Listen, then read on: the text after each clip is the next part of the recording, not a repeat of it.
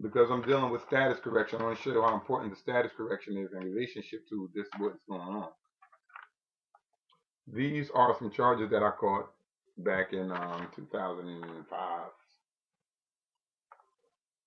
Get some dumb shit. I got 11-year sentence and a 5-year sentence, and I had mandatory 5 years parole. I came on March 11th, 2015.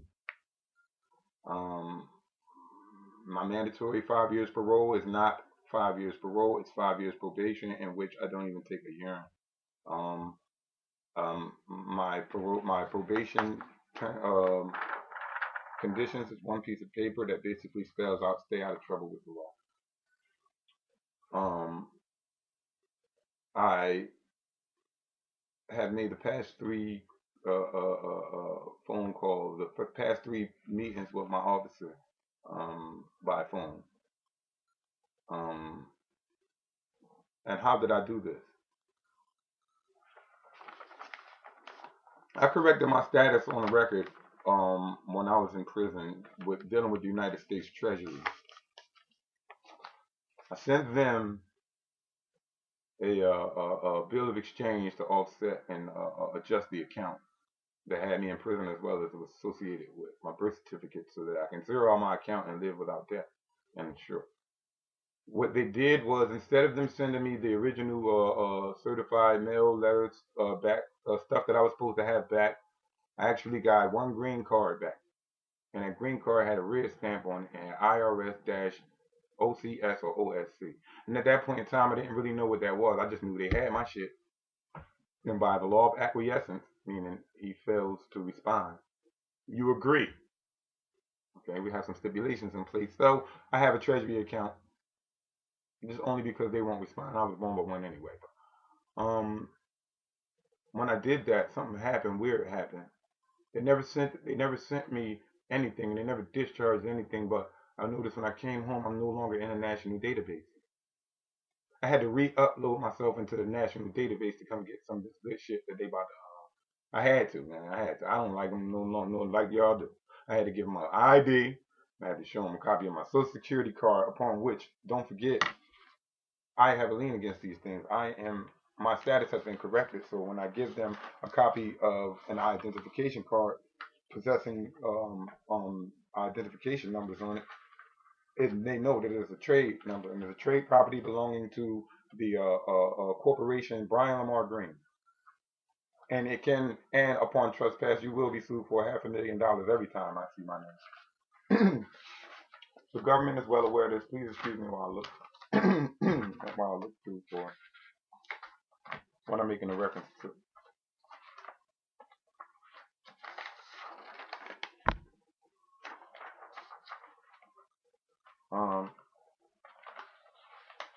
Not for nothing, nonetheless. I'll get back to it because it's a whole lot to cover, and I have so much information that sometimes I can go everywhere. So let me just stay focused. This is my original charges. My original charges is conspiracy, robbery, weapon possession, unlawful purpose, resisting arrest, violence, aggravated assault with a weapon, some thug out bullshit. Upon which I wasn't thugging. All right, it's just shit happens, man. You know how niggas do. But I want to show you here the original charges. Original charges. You see there on the original charges say 06-01-00170-1. That should be a 6, but -1 space B. It's identified as the original charges, and when you type that in, it will pop up everywhere. Everywhere. These things will follow. You have these crimes here that I committed. All right. All right. They will follow. This is called your partial table of damages. Okay. This is your partial table of damages. It's a lawsuit or a receipt. All right. This is stuff you went to the store to come buy. You came and bought a robbery. You came and bought a conspiracy for $500,000. You came and bought some weapons for a couple million. Came and bought all of these things. So they tallied it up. This is your receipt.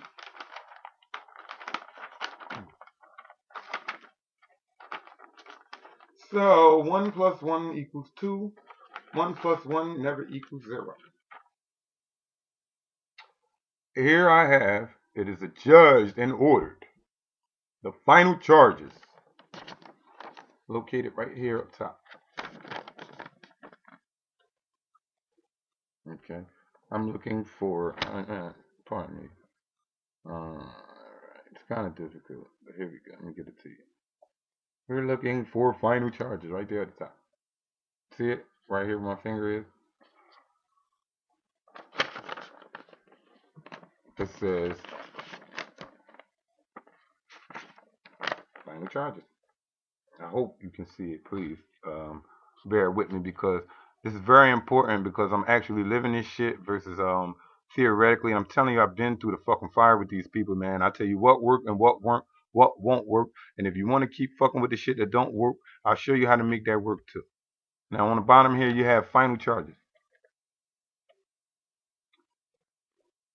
The final charges says nothing and only one description in your partial table or your itemized statement. Final charges versus original charges.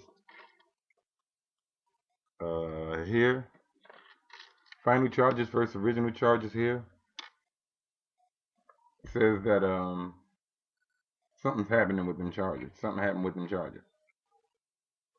06-01-00176-I-B. That's the original. Final. The final charges.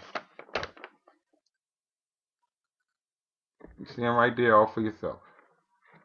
Original charges, you see the table. Then you see final charges, there's nothing. There's nothing there. There were no final charges. There were no final charges. As a creditor, there are no final charges. So, you're written into law as a creditor. So, if you do not write yourself back into the fold as a creditor by doing your status correction, you will not receive credit or become a beneficiary, and you will not have standing, and you will not have status. Status is very important. Status is so important. Your status as a creditor plays on the scale of honor. Status as a debtor plays on the scale of dishonor. Everything that we do, we dealing with these people, it has to be in honor. You have to show up. You have to do what they say do, because when you're doing it, it's going to hurt them. Everything you do is against the law for them, because you're the law abiding one. You're the one whose law is written in your heart and in your mind. Like the brother made reference to Melchizedek and his principles. Now, I have a problem with that, but that's my personal thing. It has nothing to do with what we're doing here. Nah, I only have a problem with it because I actually studied under Melchizedek a while ago. In fact, just had a whole hood on that. We was looking for the Melchizedek scroll, and we were doing that when we were teenagers. And I never strayed away from the path. I was propagating the L's and became a Moor when I was 17, and I was at all the Master Mason secrets by the age of 21, all of the secrets. So I was like a different breed. And when the brother Dr. Phil Valentine said that, yo, this is like the Melchizedek order, it was like kind of an honor, and it was like humbling. So I'll give this information to you in light of what you need to know about status correction.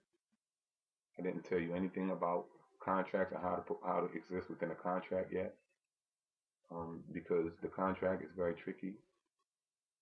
Right now, what I'm concerned about is what I will recap. What is a status? A status is defined as standing of an entity or issue in the eyes of the law. We're looking at and we're dealing with legalese. We're dealing with words that sound like English, but they're not English. The first word that I'm going to point out to you that you recognize, status is defined as standing of entity, because entity is a corporation. So what does this corporation have according to Article 1, Section, don't quote me, 6, 2, 4. Article 1 of the U.S. Constitution for sure says that Indians, the clause about the Indians and the 3/5 of persons seen as property.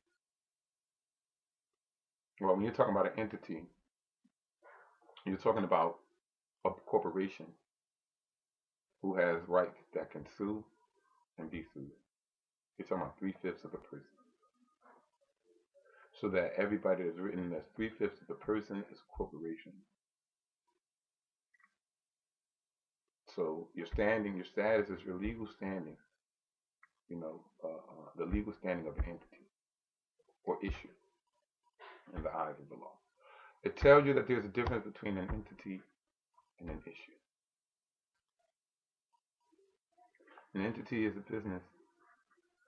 An issue is a generator. It's generation.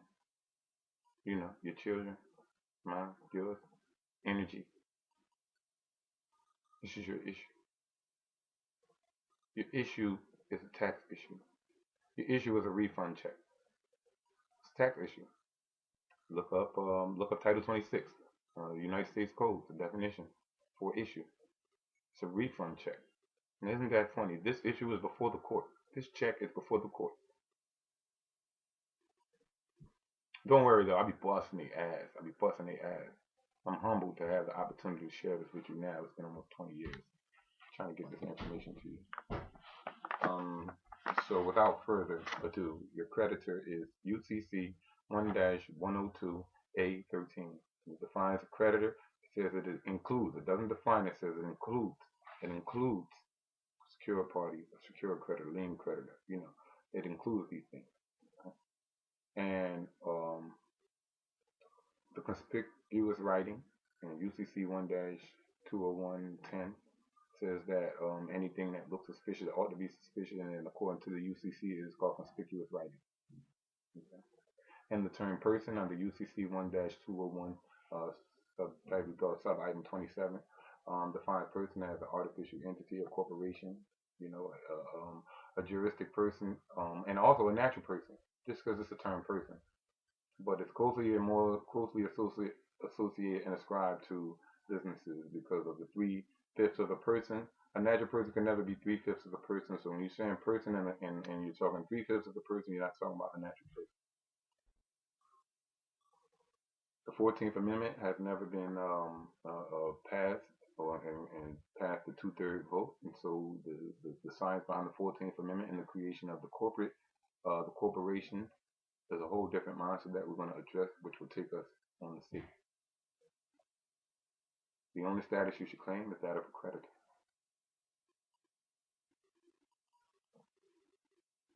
Any correction you want to make, it's because you're a creditor. I'm Money Green. I'm here with you all the way around.